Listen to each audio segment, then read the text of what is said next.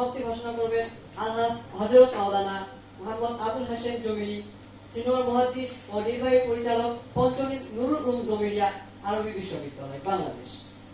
আমি হযরতকে এর অত্যন্ত গুরুত্বপূর্ণ আলোচনা করার জন্য আহ্বান করছি।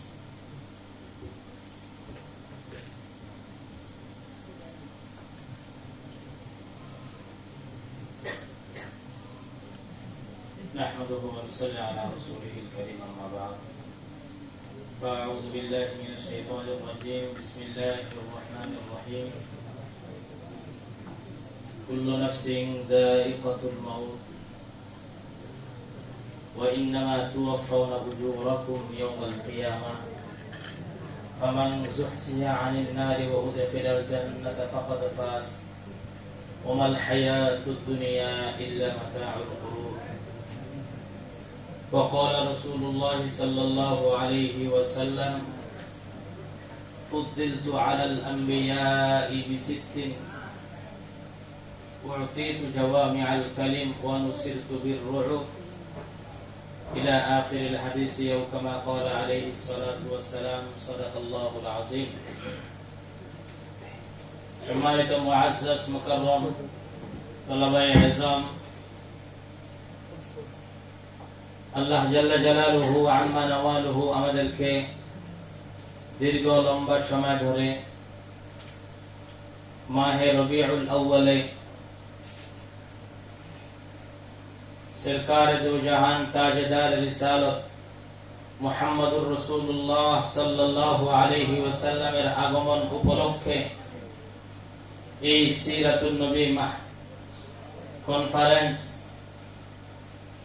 এই সিরাতুন নবী সেমিনারে উপস্থিত তলাবায়ে আজম, দিগর কাবিল ইহতিরাম উলামায়ে কেরাম, সবাইকে আজকে এই সেমিনারের পক্ষ থেকে শুভেচ্ছা ও মোবারকবাদ জানাই। আমরা সেমিনারের শেষ প্রান্তে চলে আসছি। আপনারা এক একজন এক এক বিষয়ের উপরে মাশাআল্লাহ খুব চমৎকার বিশদ ভাবে আপনারা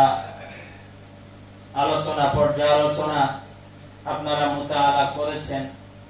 আপনাদের জ্ঞান গরিমা অনুযায়ী, আপনাদের যোগ্যতা অনুযায়ী আলহামদুলিল্লাহ আপনাদের এই উপস্থাপনা, আপনাদের বক্তৃতা, আপনাদের আলোচনায় আমরা সকলে আনন্দিত এবং আজকের আমাদের এই সেমিনার সাফল্যময় হয়েছে বলে আমরা আশাবাদী। আমরা আগামীতে আরো যত্নবান হব ভাষার দিক দিয়ে, আমরা আগামীতে আরো যত্নবান হব আমার মুতাআলার দিক দিয়ে, আগামীতে আমরা আরো যত্নবান হব নুসুসাতের দিক দিয়ে। দাওয়াতের মাঠে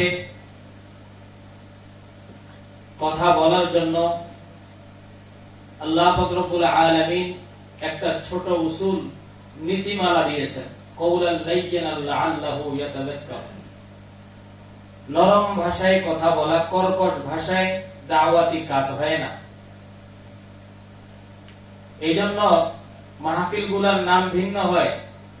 কিছু মাহফিলের নাম হয় প্রতিবাদ সভা, কিছু মাহফিলের নাম হয় আলোচনা সভা, কিছু মাহফিলের নাম হয় ওয়াজ ও দোয়ার মাহফিল, কিছু মাহফিলের নাম হয় সম্মেলন।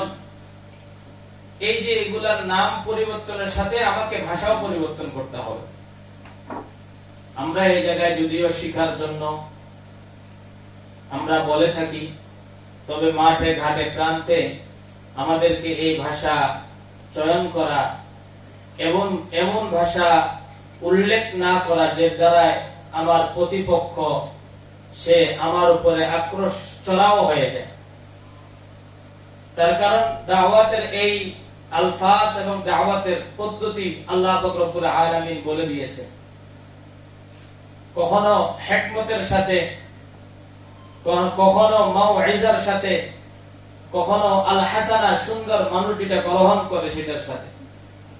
উদউ ইলা সাবিলি রাব্বিকা বিল হিকমাতি ওয়াল মাউইজাতি আল হাসানা। এইজন্য অনেক আকাবের সুন্দর কণ্ঠ টোন দিয়ে বয়ান করছে, কারণ অনেকে সাদা সিধা কথা পছন্দ করেন না, একটু সুর দিলে আসেন। এই সুরের কারণে আসলেও যদিও একটা কথা তার কানে লেগে যায়, এই একটি কথাই তার জন্য যথেষ্ট। তো এই জন্য আপনারা সিরাত সম্পর্কে যেহেতু লম্বা সময় ধরে আলোচনা করলেন, আমাদের দেশে বর্তমান যে ফিতনা, কোন ফিতনার আপনি মোকাবেলা করবেন? জনাবে মুহাম্মদুর রাসূলুল্লাহ সাল্লাল্লাহু আলাইহি ওয়াসাল্লাম বলেছেন, শেষ জামানায় ফিতনা এমন ভাবে আসবে কানিজামি বালিন কুতিআসিল কুহু ফাতাতাবা। তসবির দানার মতো একটা ছিঁড়ে গেলে যতক্ষণ পর্যন্ত তসবির দানা সবগুলায় পড়বে না, ততক্ষণ পর্যন্ত তসবির দানা ক্ষান্ত হবে না।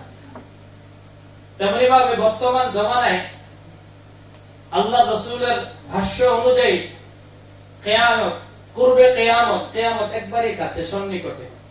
রাসূল তো আগেই বলছেন কিয়ামত আনা ওয়াসআ কাহাতাইন, আমি এবং কিয়ামত এরকম কাছাকাছি।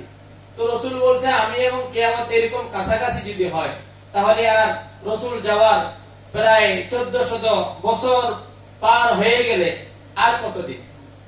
এইজন্য যত সময় যাবে তত ফিতনা বাড়তেই থাকবে। এই ফিতনার মোকাবেলা আমাকে গলাবাজি, চাপাবাজি এইভাবে তাদেরকে মোকাবেলা করা সম্ভব না। তাদেরকে মোকাবেলা করতে হবে আমাদেরকে কোরআন এবং হাদিস দ্বারা। কোরআন এবং হাদিস দ্বারা মোকাবেলা করার জন্য অগাধ মুতাআলা দরকার আছে কোরআন এবং হাদিসের। আমাদের জন্য তো একটা সহজ রাস্তা, আপনি যদি প্রত্যেক বছর প্রত্যেক মৌসুমকে সামনে রেখে একটা একটা করে হাদিস মুখস্থ করেন, তাহলে আপনি যদি 30 বছর পর্যন্ত যদি এই লাইনে খেদমতে বা শিক্ষারত অবস্থায় থাকেন, তাহলে 30 বছরে এক বিষয়ের উপর 30টা হাদিস মুখস্থ হবে। তো 12 মাসে সিরাতুল নবী, মিরাজ, আপনার লাইলাতুল কদর, লাইলাতুল নিসফি মিন শাবান, এইভাবে যতগুলা ঈদের মানে ইবাদতের মৌসুম আছে, প্রত্যেকটা মৌসুমের যদি একটা একটা আয়াত, একটা একটা হাদিস মুখস্থ করেন, আপনার ভান্ডারে অসংখ্য অগণিত নুসুসা দলিল সংগ্রহে থাকবে। যখন এই দলিলগুলো আপনি সংগ্রহে রাখবেন, যখন কারো সামনে দলিল দেওয়ার জন্য বসবেন, আল্লাহ পাক রব্বুল আলামিন আপনার দিমাগে এমন এমন সূক্ষ্ম কিছু কথা ঢেলে দিবে যেগুলো আপনি অতীতে কোনোদিন কল্পনাও করেন নাই। শর্ত হলো মূল নুসুস, মূল নস, কোরআনের আয়াত, হাদিস, এগুলো আপনাকে মুখস্থ করতে হবে। তো আমাদের বর্তমান জমানায় রবিউল আউয়াল মাস আসলে এক শ্রেণীর মানুষ ঈদে মিলাদুন নবীকে কেন্দ্র করে সাদা সিধা সরল মনা ঈমানদারদের ঈমান হরণ করতে তারা সক্ষম হয়। এই ঈমান হরণ করতে সক্ষম হয় দুই কারণে।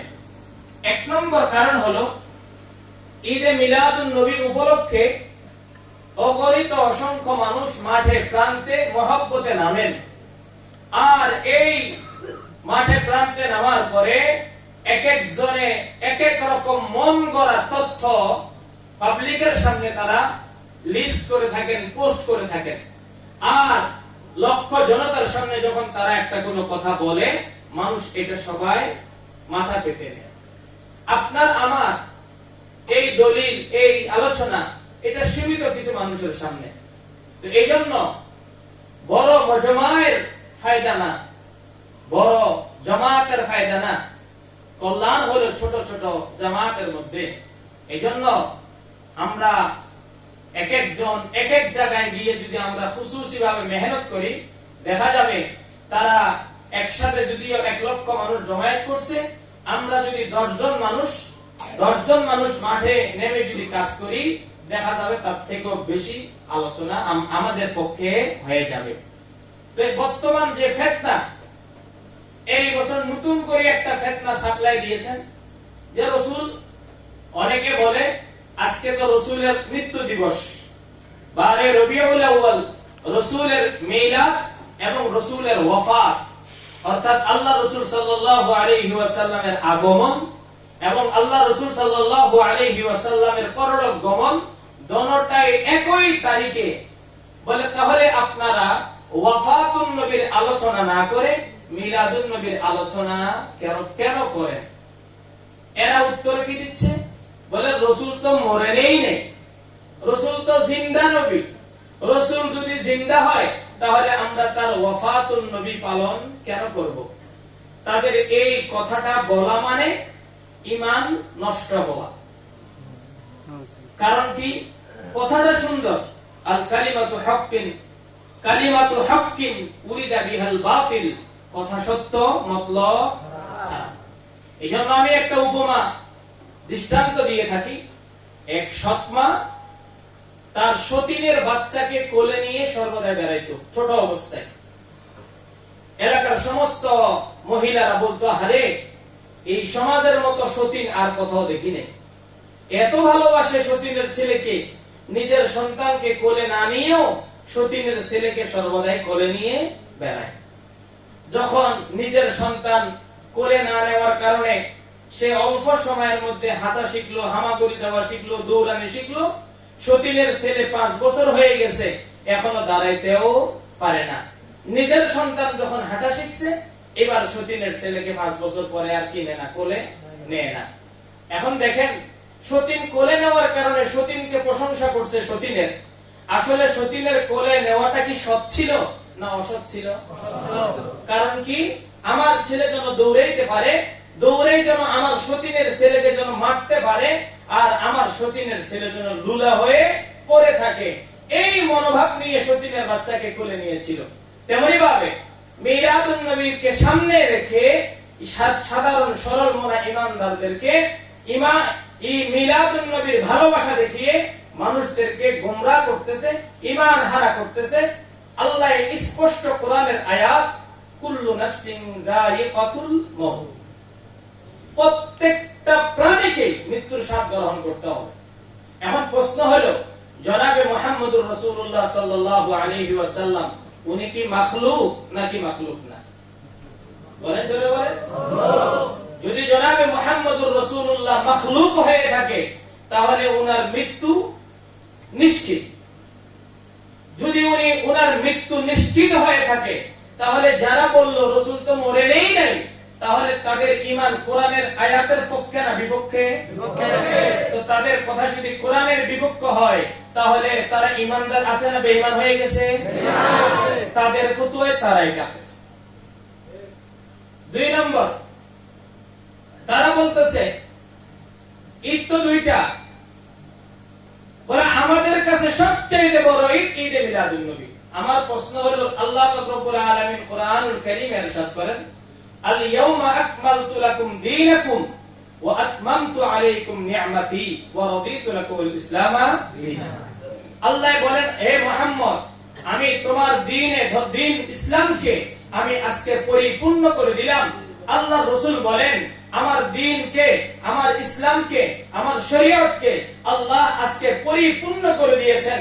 এখন যারা বলে বড় ঈদ ঈদে মিলাদুন নবী, এই কথাটা কোথাও কোনো কোরআনে, এই কথাটা কোথাও কোনো হাদিসে পাওয়া যায় না। তো পাওয়া যদি না যায় তাহলে নাউযুবিল্লাহ, আল্লাহ পাক রব্বুল আলামিন মুখে বলছিল, আল্লাহ বলছেন আমি পরিপূর্ণ করে দিলাম, বাস্তবে পরিপূর্ণ করেন নাই। রাসূল বলেছেন আমার আল্লাহ শরীয়ত দ্বীনে ইসলামকে পরিপূর্ণ করে দিয়েছেন, বাস্তবে দেখতেছি পরিপূর্ণ করেন নাই। তাদের কোথায় বলেন না, যারা কি বলে বড় ঈদ মিলাদুন নবী, এটা তো শরীয়তে পাওয়া যায় না, তাহলে নাউযুবিল্লাহ তারা রাসূলের উপরে মিথ্যা অপবাদ দিতেছে যে রাসূল বড় ঈদের কথা কি করে যায় নাই, বলে যায় নাই। অথচ আল্লাহ কি বলছে, আল ইয়াউমা আকমালতু লাকুম, আল্লাহ পরিপূর্ণ করে দিয়েছে। আল্লাহ আরো কি বলছে, বলে ইয়া আইয়ুহার রাসূল বাল্লিগ মা উনজিলা ইলাইকা মির রাব্বিক, আপনার রব আপনাকে যা দিয়েছে আপনি তা পরিপূর্ণ পৌঁছান। যদি আপনি পরিপূর্ণ না পৌঁছান তাহলে আপনি আপনার দায়িত্ব রিসালাত বান্দা পর্যন্ত পৌঁছান নাই বলে আপনি অপরাধী হবেন, নাউজুবিল্লাহ। ঈদ বড় ঈদ আমাদেরকে রাসূল বলেন নাই, তাহলে তাদের কথার দ্বারা আমার রাসূল কি হয়ে যাচ্ছে? মিথ্যা হয়ে যাচ্ছে। তো যার কথার দ্বারা রাসূল মৃত্যু সাব্যস্ত হয়, রাসূলের কোরআন মিথ্যা সাব্যস্ত হয়, তাহলে তারা কি ঈমানদার না বেঈমান? বেঈমান। আমরা বেঈমান বলবো না, তাদের কথায় তারা বেঈমান। কারণ যারা কোরআনে নাই এমন এক জিনিসকে বড় বলে চালিয়ে দেয়, তাহলে পক্ষান্তরে তারা এই কথার আদলে, এই কথার অন্তরালে তারা আল্লাহকে মিথ্যুক সাব্যস্ত করতে চায় নাস্তিকদের মতো, এবং রাসূলকে মিথ্যুক সাব্যস্ত করতে চায় কার মতো? নাস্তিকদের মতো। এরা মূলত মিলাদুন নবীর স্লোগান দিয়ে তারা ইহুদি এবং খ্রিস্টানদের এজেন্ড বাস্তবায়ন করতে চায়। এইজন্য আমাদের দেশে অনেকে বলবে রাসূল তো জিন্দা নবী, আমরা তার উত্তর দিব। বলে আল্লাহ পাক রব্বুল আলামিন প্রত্যেকটা মানুষের জন্য, প্রত্যেকটা মাখলুকের জন্য 5টা জগৎ দিয়েছেন। কয় জগৎ? 1 নম্বর জগতের নাম হলো আলমে আরওয়াহ। 1 নম্বর জগতের নাম কি? আলমে আরওয়াহ।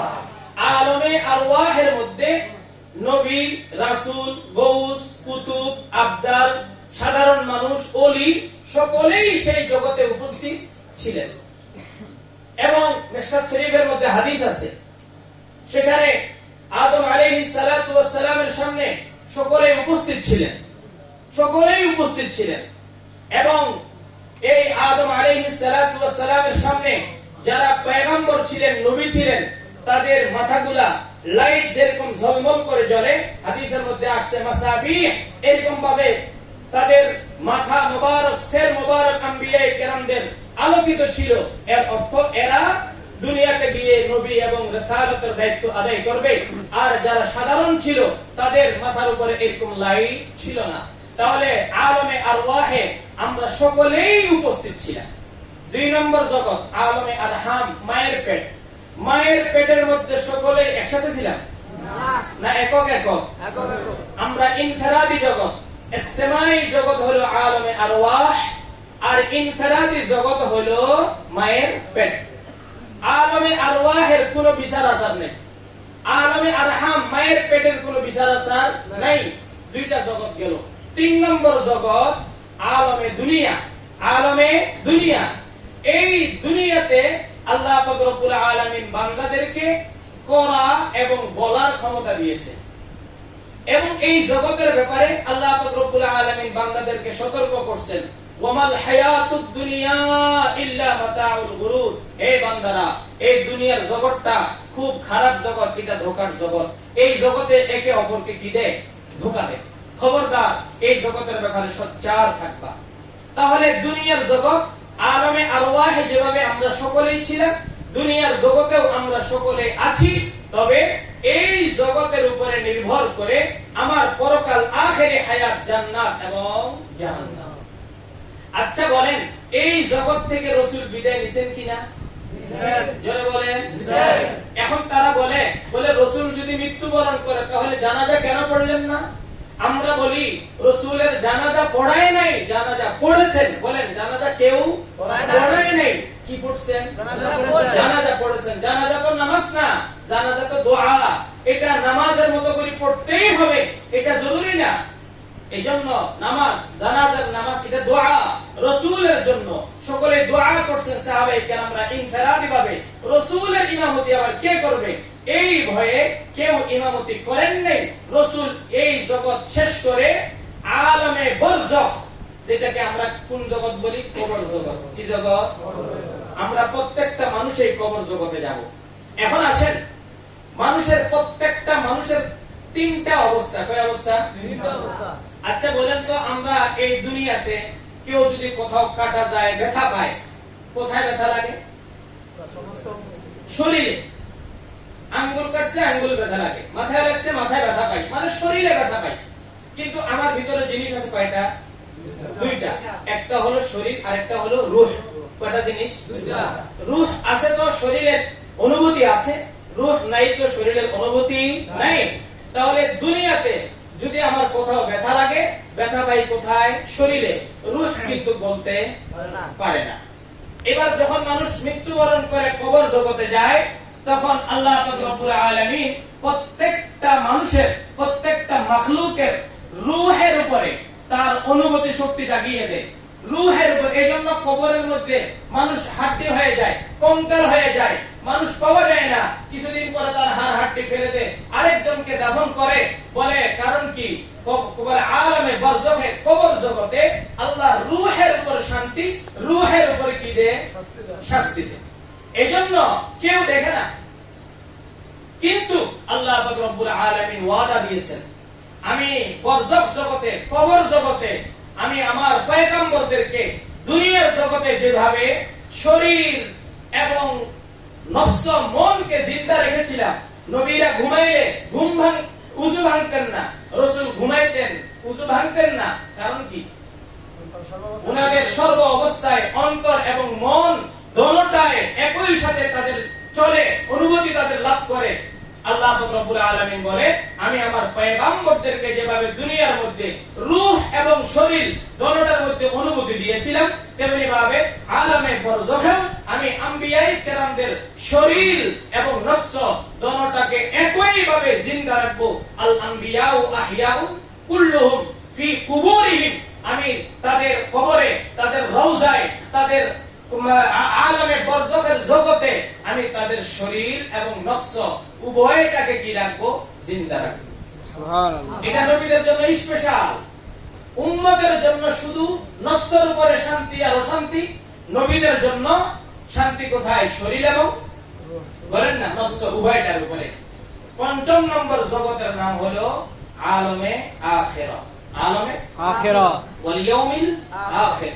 আখিরাতের মধ্যে আল্লাহ পাক রব্বুল আলামিন প্রত্যেকটা মানুষকে, প্রত্যেকটা মাখলুককে আবার উঠাবেন। প্রথম জগতের মধ্যে সমস্ত মানুষ একত্রিত ছিল, শেষ জগতের মধ্যেও আবার একত্রিত থাকবে। প্রথম জগতের কোনো হিসাব ছিল না, শেষ জগতে সবাইকে কি দিতে হবে? হিসাব দিতে হবে। যারা বলে রাসূল ইন্তেকালই করেন নাই, নাউজুবিল্লাহ, তাহলে রাসূল জিন্দা একজন জীবিত ব্যক্তিকে সাহাবায়ে কেরামরা জোর করে দাফন করছেন? যদি বলে ইন্তেকাল যদি না করে তো দাফন কিভাবে করলো? তাহলে বোঝা গেল আল্লাহর রাসূলের দুনিয়ার জিন্দেগীর যে হায়াত ছিল, এই হায়াত ইখতিতাম শেষ করে দুনিয়ার জগৎ ত্যাগ করে আখিরাতের জগতে যাওয়ার পরে আল্লাহ উনাকে আবার কি করেছেন? জিন্দা করে দিয়েছেন। শরীর এবং মন দোনোটাই একই সাথে। এইজন্য যারা বলে রাসূল জিন্দা নবী, এইজন্য আমরা উনার ওয়াফাতুন নবী করি না, এই কথাগুলো হলো বানোয়াট কথা, মিথ্যা কথা। যদি এই কথা মেনে নি, অসংখ্য আয়াতকে অস্বীকার করা কি আসবে? লাজিম আসবে। এইজন্য আমরা এই সমস্ত বানোয়াট কথা কান দিব না, এগুলার প্রতি আমরা মাথাও দিব না। যারা জিজ্ঞাসা করতে চায় তাদেরকে আমরা সঠিক কোরআন এবং হাদিস থেকে কি দিব? উত্তর দিব। এই মিলাদুন নবীকে কেন্দ্র করে এখন আর ফিতনা করার সময় নাই। এখন ফিতনা দাঁড়িয়ে গেছে, তারা যে মিথ্যা বানোয়াট জাল যঈফ বানানো হাদিস বলে, রাসূলের হাদিস বলে চালিয়ে দিচ্ছে, এইটার এখন বিরুদ্ধে আমাদেরকে কি নামার দরকার? মাঠে নামার দরকার। এইজন্য আপনারা যারা কলম সৈনিক আছেন, তাদের এই মিথ্যা জবাব আমাদেরকে সমুচিত জবাব দিতে হবে। আল্লাহ পাক রব্বুল আলামিন আপনাদেরকে সবাইকে কলম সৈনিক এবং আপনাদেরকে প্রত্যেকের জবানের তেজ দান করুক। সকলে বলি আল্লাহুম্মা আমিন। আমরা সকলেই এই রবিউল আউয়াল মাসকে সামনে রেখে প্রত্যেকটি সুন্নাত পালন করার জন্য চেষ্টা করব এবং বেশি বেশি করে দরুদ পড়ার জন্য আমরা চেষ্টা করব। আল্লাহ পাক রব্বুল আলামিন আমাদেরকে সবাইকে আমল করার জন্য তৌফিক দান করুক। আমরা সকলে দরুদ শরীফ পড়ি, দরুদ শরীফ পড়ি। আপনাদের কাছে এক আল্লাহর বান্দা দোয়া চেয়েছেন, এক আল্লাহর বান্দি এবং এক আল্লাহর বান্দা দোয়া চেয়েছেন। আল্লাহর বান্দি খুব অশান্তির মধ্যে আছে। ওর ছেলের নাম হলো সালমান, তার পরীক্ষা আছে, সেই জন্য পরীক্ষায় আল্লাহ পাক রব্বুল আলামিন যেন তাকে কামিয়াব করে। এবং সাদিয়া নামক এক মহিলা অসুস্থ, ওই মহিলার জন্য দোয়া করব। আল্লাহ পাক রব্বুল আলামিন যেন ওই মহিলার দিলের সমস্ত মনস্কামনা পূর্ণ করে।